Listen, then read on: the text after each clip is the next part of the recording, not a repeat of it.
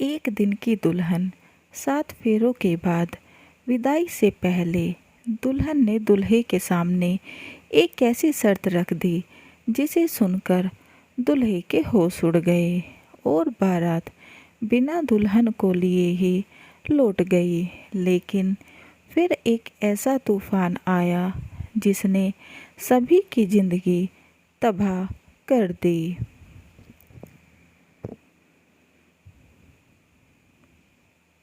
जब तक मेरी सारी शर्तें पूरी नहीं होंगी मैं ससुराल नहीं जाऊंगी, दिव्या ने टका सा जवाब अपने पापा को दिया। इतना सुनकर दिव्या का पति भी हैरान रह गया। मैं अपने घर जाकर क्या मुंह दिखाऊंगा। दरअसल आज दिव्या की शादी राजेश के साथ हो रही है।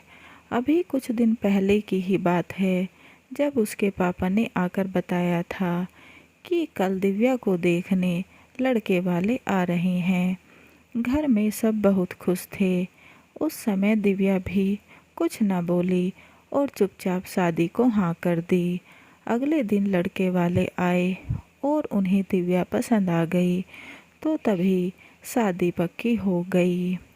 घर में जोरों के साथ शादी की तैयारी शुरू हो गई और देखते ही देखते शादी का दिन आ गया। घर चारों तरफ से सजा था, पूरी तैयारी हो गई थी।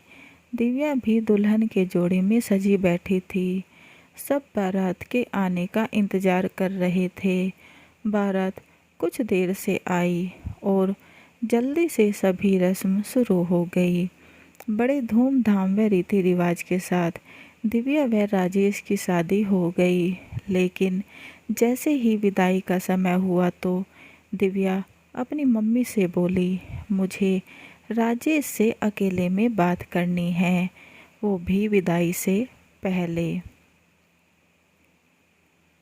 जब सबको यह बात मालूम हुई तो सभी को थोड़ा अजीब लगा। सबने दिव्या को बहुत समझाया कि ऐसे मिलना रीति रिवाज के खिलाफ है, सब क्या कहेंगे, लेकिन वह नहीं मानी और अपनी बात पर अड़ी रही।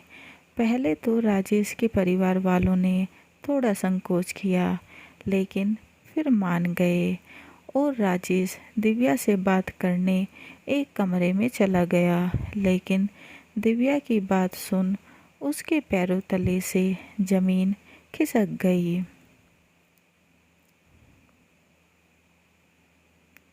क्योंकि दिव्या ने 3 शर्त राजेश के सामने रखी। पहली कि आप शादी के बाद कभी भी मुझे छू नहीं सकते। राजेश बोला, मतलब हमारे बीच पति पत्नी वाला रिश्ता नहीं होगा। दूसरी, मैं आपके साथ एक कमरे में नहीं रहूँगी, हमारा कमरा अलग अलग होगा। और तीसरी, मेरा मुंह बोला भाई मेरे ससुराल आया करेगा, मेरे ही कमरे में रहा करेगा, लेकिन कभी भी कोई उससे कुछ नहीं पूछेगा। इतना सुनते ही राजेश आग बबूला हो गया और बाहर आकर सब बातें अपने व दिव्या के परिवार वालों को बताई। यह सुन दोनों के परिवार वालों के होश उड़ गए, मानो वहाँ तूफान सा आ गया। इस पड़ोस व रिश्तेदार की बातें बनाने लगे कि ये कैसी अजीब शर्त है जो आज तक किसी ने ना देखी ना सुनी थी।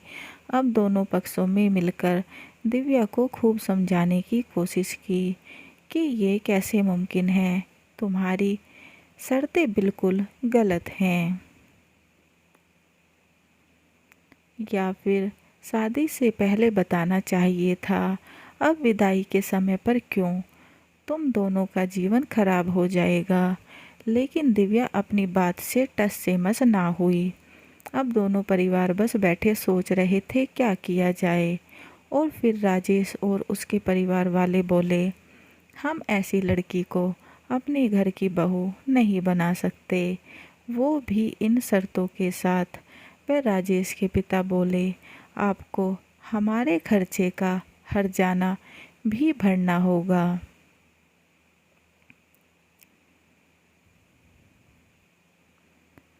अब आप इस एक दिन की दुल्हन को अपने पास रखिए, वह जल्द ही दोनों का तलाक होगा। इतना सुनते ही दिव्या के पापा ने अपनी पगड़ी उतार उनके पैरों में रख दी। लेकिन अब राजेश के पापा ने एक ना सुनी और बारात वापस लौट गई। बारात के जाते ही दिव्या के पापा का गुस्सा उस पर फूट पड़ा और उसे 2-3 जोरदार थप्पड़ जड़कर बोले, ऐसा क्यों किया तूने? क्यों सबके सामने मेरी इज्जत उछाल दी? कहीं मुंह दिखाने लायक नहीं छोड़ा।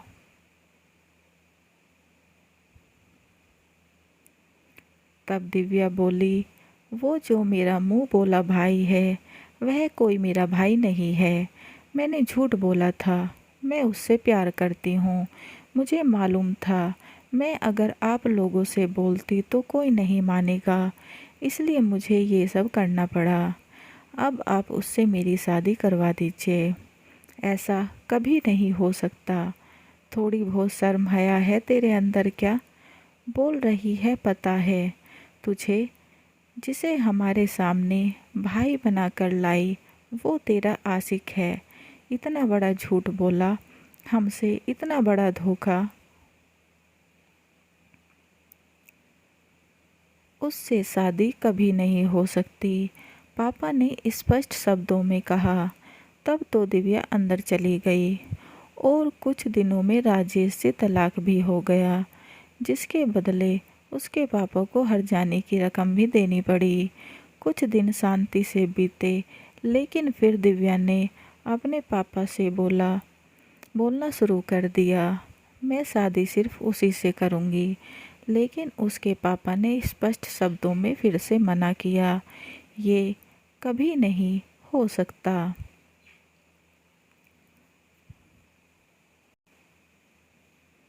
फिर एक दिन दिव्या ने एक योजना बनाई और अपने मुंह बोले भाई को बताई। पहले तो वह थोड़ा घबराया, लेकिन फिर हाँ कर दी। और 2 दिन बाद ही रात में जब घर पर सब सो रहे थे, दिव्या अपने घर से भाग गई और बाहर जाकर अपने मुंह बोले भाई से मिली। वह दोनों कहीं दूसरे शहर में चले गए।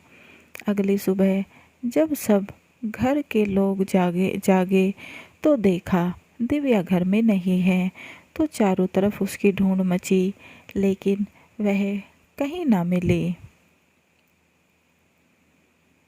फिर उसकी माँ ने देखा घर के गहने व पैसे भी गायब हैं।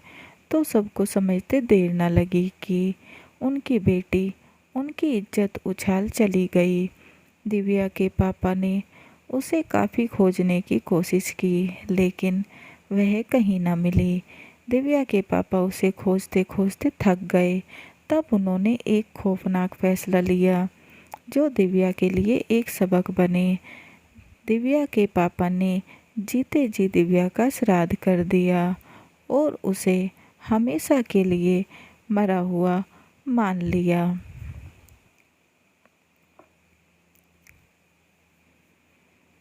कहानी कैसी लगी कमेंट बॉक्स में ज़रूर बताएं और चैनल को लाइक एंड सब्सक्राइब करना ना भूलें।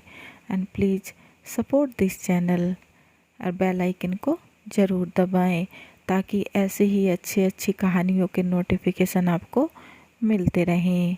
समाप्त।